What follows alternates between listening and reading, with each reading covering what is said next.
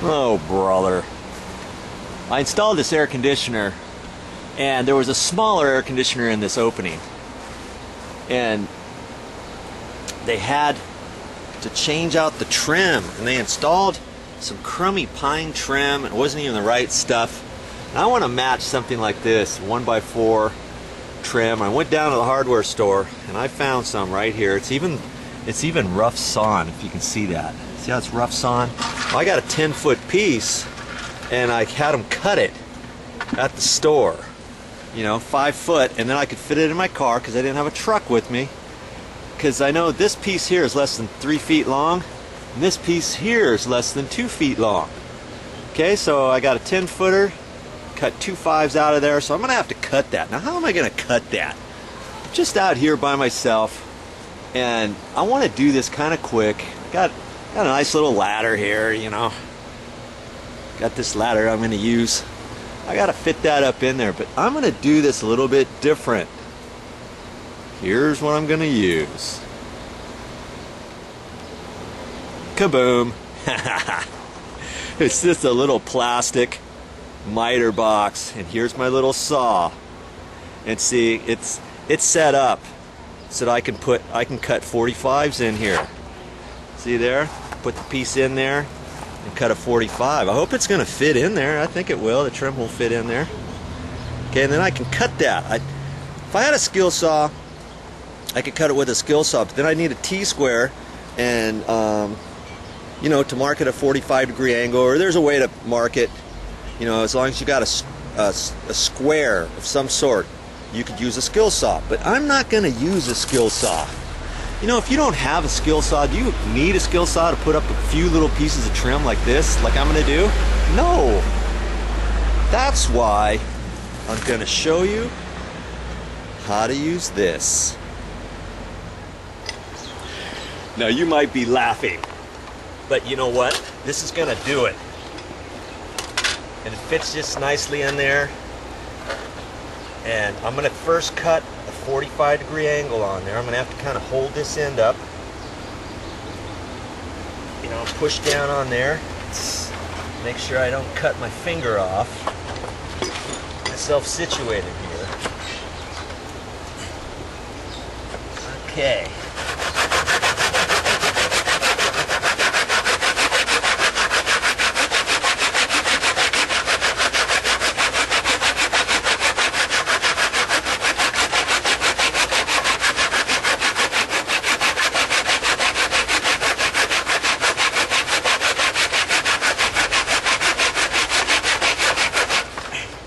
Whew. Man.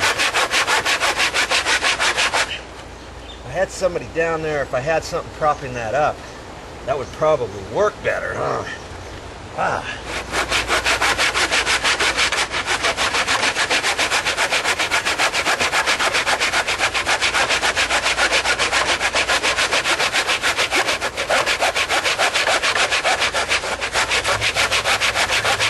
Jeez.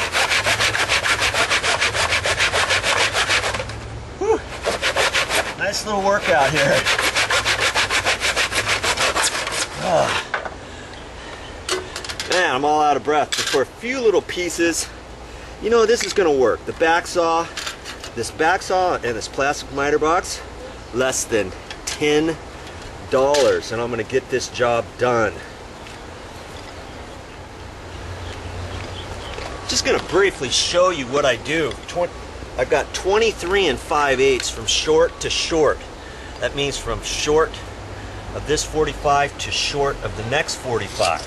So I'm going to hold my tape measure out here, lock it, and I'm not going to put this tip right on the end because the tip kind of moves around. So I'm going to burn an inch. I'm going to put the inch right there.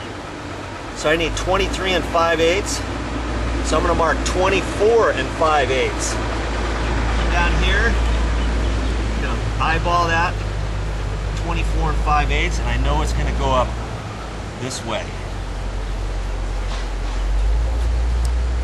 That's where I'm going to cut it. So you always got to make sure you watch what you're doing when you're cutting angles. That's why I put a little mark there. Okay. So now I can put this back up here. I want to flip this around so I can see exactly what I'm going to do. I'm going to be cutting that way. I look down at this end, I know that's going that way. I know this one's going to go that way, short to short, 23 5/8. Okay? And then I'm going to cut that one, just like the last one, okay? Do I have to show you this one this time? Oh, I don't know. Situate myself here.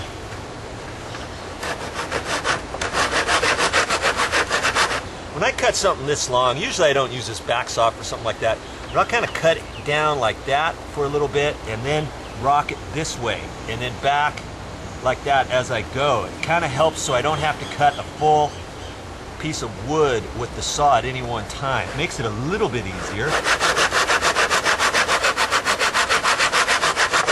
You see what I mean? Back and forth, and then I can go straight and I can go down,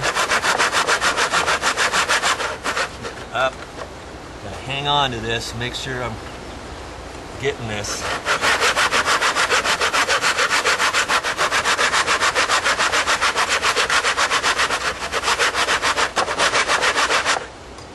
This is gonna be pretty close to a 45. You know, it's a plastic miter box, but hey, it's an outside piece of trim, it'll be fine.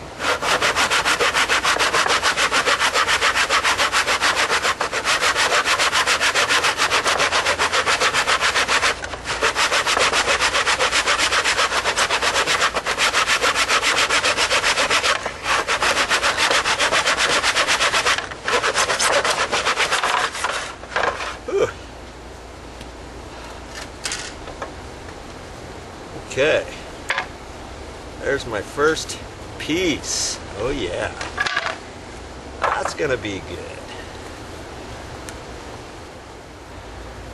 Now I'm not gonna show you how to cut every one, but this one's 14 and a long 7/8 from inside to inside. Okay, so I'm gonna do my little trick again.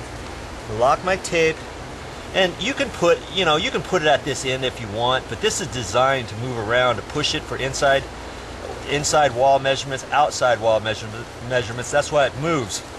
But I like to, you know, for trim you can get it a little bit better if you burn an inch, and then you just have to make sure to add an inch. You know what I mean? So I've got it right there on an inch, and I wanted 14 and 7/8 long, which means 14 and 15/16. So I'm just gonna line that straight down and eyeball that straight down. Okay, and I know it's gonna go that way. That's where my next cut is.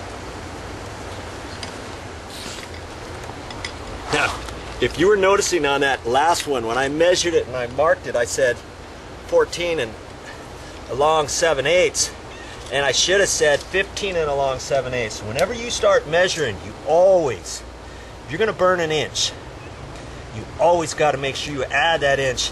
And if you got questions, double check it. Measure twice, cut once. Well, there it is. Didn't take me very long to get that trim on there. Okay, I put it all the way around. You notice I put some caulking up there. And it's a good idea to do that on exterior. I ended up putting screws in there. You could put galvanized 8-penny nails in your trim. I didn't want to start banging on because there's a guest in the condo there, so I just put this on with sheetrock screws. Okay, here's the sheetrock screws I used.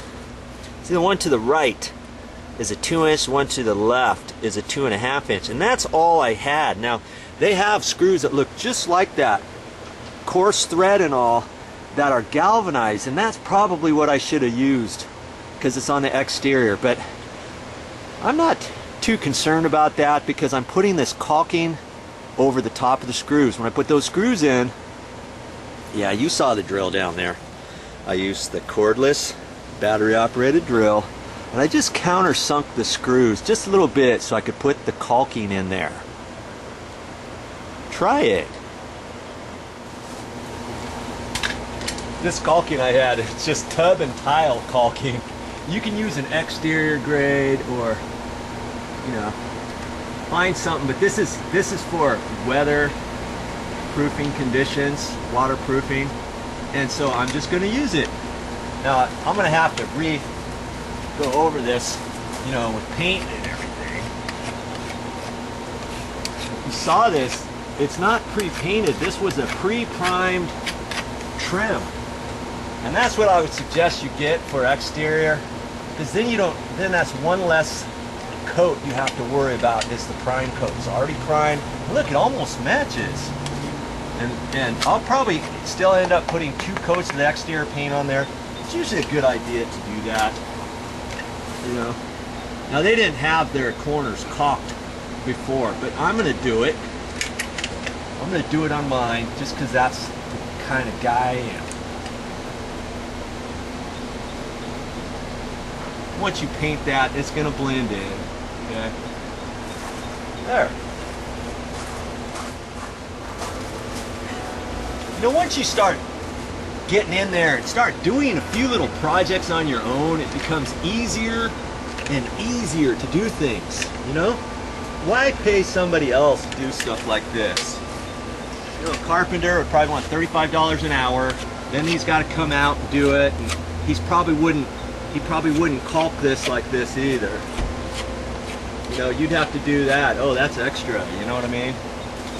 Now I could go around the edges and caulk the trim in, you know, in here, but they didn't have that on the entire building. It's not caulked anywhere, and so I'm deciding I'm not going to do that. Okay, and the reason being, it's around an air conditioner, so even if any water gets in on the top of that and down, it's going to hit the air conditioner can, it's going to go underneath, and then it's going to come out. Okay, if this was a window or something that you're trimming around, I would definitely caulk all of this. I would caulk the edge, but also caulk in there, because I don't want any little ants or different things going in there or whatever. And especially at the top, because if you got any groove siding like this one is, okay, you gotta do the top edges too, in the little grooves and everything, if you want to prevent leaks. But in this case, this is all I'm doing. I'm good to go. Cracked me up. Whoever installed the last air conditioner, they had to redo the existing trim. And what do you suppose they used? They used pine, 1x8 pine, and they painted it. You never use pine like this on exterior trim. It cupped first off, and it doesn't match the existing, and it just does not look good. This is for interior pine. So whenever you do exterior trim, always nice to match existing conditions. I keep thinking I'm going to store this somewhere, and I'm not going to keep it with me, but man, this little back saw and the miter box came in handy once again. It took me a few minutes to cut the trim and all, you know, but I did it. I didn't need a skill saw, and I got my job done.